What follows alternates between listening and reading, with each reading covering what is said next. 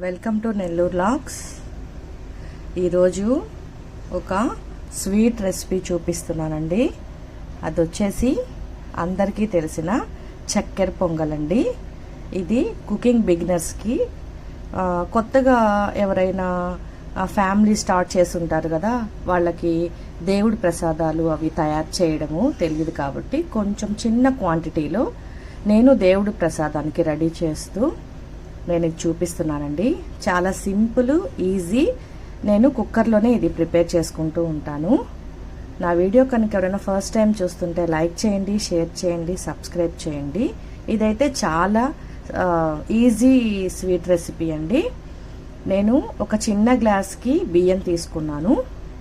అట్లాగే అదే గ్లాస్తో పెసరపప్పు తీసుకున్నానండి. పెసరపప్పు ఇంకా ఎక్కువ కూడా తీసుకోవచ్చు. మనకి చక్కెర పొంగలి చాలా టేస్ట్గా ఉంటుందండి. నేను అందుకనే ఎప్పుడు కూడా ఈక్వల్ క్వాంటిటీలోనే తీసుకుంటాను. ఈ చక్కెర పొంగలికైనా బెల్ల పొంగలికైనా ఇట్లా ఒక 3 టైమ్స్ ఇవి రెండు వాష్ చేసేసుకోవాలండి. పెసరపప్పు, బియ్యము వాష్ చేసేసుకున్న తర్వాత ఇంకా దీన్ని కుక్కర్ పెట్టేసుకోవాలి.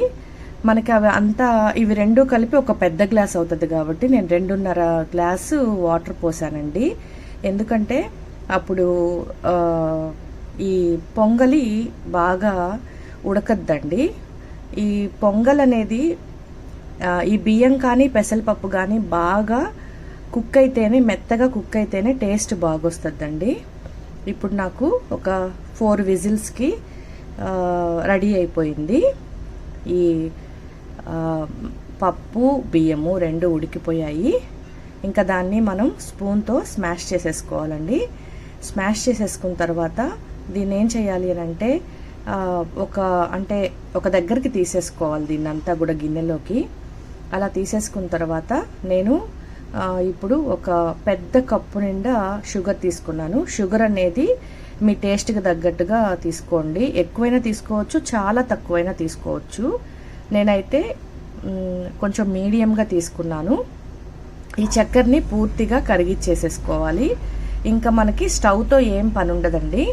దీన్ని ఇంకా ఈ ఉడికిన బియ్యము, పెసరపప్పు, నెక్స్ట్ వచ్చేసి మనం చక్కెర వేసాం కదా, ఇవి 3 కూడా బాగా మెదిగిపోవాలి, అంటే కలిసిపోవాలి, కరిగిపోవాలి చక్కెర అంటే. అందుకనే మనం వేడి మీదే ఈ చక్కెరని వేసేసేయాలండి.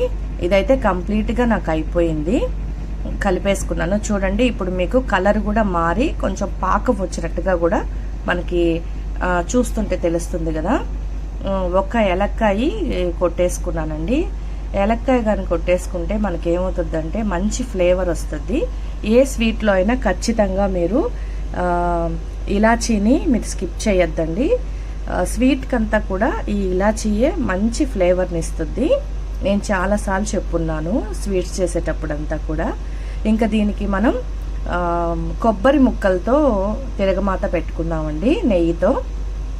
మీరు జీడిపప్పుల కంటే కూడా పొంగల్కి ఎప్పుడైనా సరే, స్వీట్ పొంగల్కి, బెల్లం పొంగలైనా, షుగర్దైనా కానీ, చక్కెర పొంగలైనా ఇలా మీరు చేసుకోండి, సూపర్గా ఉంటుంది కొబ్బరి ముక్కలు వేసుకొని.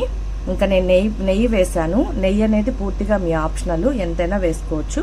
నేను ఒక 4 స్పూన్స్ వేసాను. ఎండు కొబ్బరి వచ్చేసి వేయించేస్తున్నానండి. వేయించేసేసుకొని ఇంకా ఈ కిస్మిస్ అంటారు కదా, ఎండు ద్రాక్ష, దాన్ని కూడా వేసేసుకొని ఇంకా ఈ నెయ్యితో వేయించిన ఈ కొబ్బరి ముక్కలు, ఎండు కొబ్బరి ముక్కలు, ఈ ఎండు ద్రాక్ష ఇవన్నీ కూడా బాగా వేపేసుకొని ఇంకా చక్కెర పొంగల్లో పెట్టేసుకొని నైవేద్యం పెట్టేసుకోవడమేనండి. ఒక్కొక్కసారి మనకి స్వీట్ క్రేవింగ్గా ఉంటే కూడా మనం స్వీట్ చేసేసుకోవచ్చు. ఇలా ఒక చిన్న గ్లాస్ చేసేసుకొని తినేయచ్చండి. సూపర్గా ఉంటుంది. ఒకసారి నేను చెప్పిన పద్ధతిలో, అంటే సింపుల్గా ఒక చిన్న గ్లాస్కి చెప్పాను కాబట్టి ఒకసారి చేసుకోండి, సూపర్గా ఉంటుంది.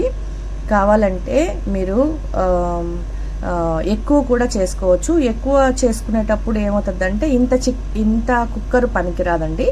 కొంచెం పెద్ద కుక్కర్ పెట్టుకోవాలి ఎప్పుడు కూడా పొంగల్కి. ఎందుకంటే మనం నీళ్ళు ఎక్కువ పోస్తాము, దాన్ని బాగా చాలా చాలా విజిల్స్ వేసి రంపిస్తాం కాబట్టి అది పైకి వచ్చే ఛాన్సెస్ ఉంటాయి. కాబట్టి ఈ పొంగల్ అయితే చాలా టేస్టీగా ఉంటుందండి. మీరు కావాలి అంటే కొంచెం పచ్చకర్పూరం కూడా వేసుకోవచ్చు, టెంపుల్ స్టైల్లో వస్తుంది. ఇంకా నేను ఈ విధంగా మట్టి పాట్లోకి సర్వ్ చేసేసుకున్నాను. సూపర్గా ఉంటుంది. ఒకసారి ట్రై చేయండి. ఈరోజే ట్రై చేయండి. నేను చాలా రోజుల నుంచి నైవేద్యం పెట్టేటప్పుడు చేద్దామని అనుకుంటా, ఈ రోజుకి నాకు కుదిరిందండి. వీడియో కనుక ఎవరైనా ఫస్ట్ టైం చూస్తుంటే లైక్ చేయండి, షేర్ చేయండి, సబ్స్క్రైబ్ చేయండి. మీ లైక్ షేర్ అనేది మా చిన్న ఛానల్స్కి చాలా అవసరం అండి. అందుకని ప్రతి వీడియోలో నేను చెప్తూ ఉంటాను. థ్యాంక్ యూ అండి.